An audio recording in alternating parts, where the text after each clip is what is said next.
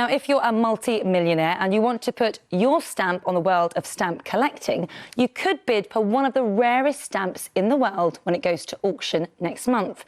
You would be joining a list of previous owners that is as famous as the tiny object itself. Neil Connery has more.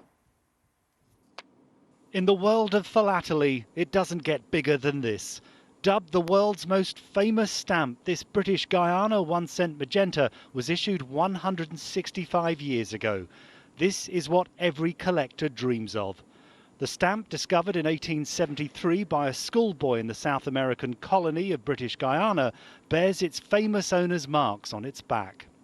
This one here is the current owner, Stuart Weitzman. He's a celebrated shoe designer. It's such a small thing, but the story it tells is so big. It's the only example that we know of. It's gone through some of the greatest stamp collections in the world.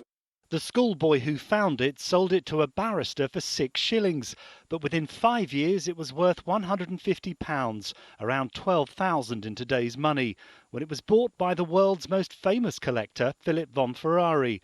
It's changed hands 6 times since then, from a Bradford textile maker to an Australian engineer who kept its purchase secret even from his own wife. A group of investors briefly owned it before it was bought in 1980 by the natural scientist and ultimately convicted murderer John DuPont. Whoever buys the stamp at auction almost buys a slice of immortality, in that it's known from, the story can be told from the first schoolboy who found it all the way to the present day. It's had no shortage of admirers over the years. Here's Tony Benn as Postmaster General, inspecting it in 1965 at Festival Hall.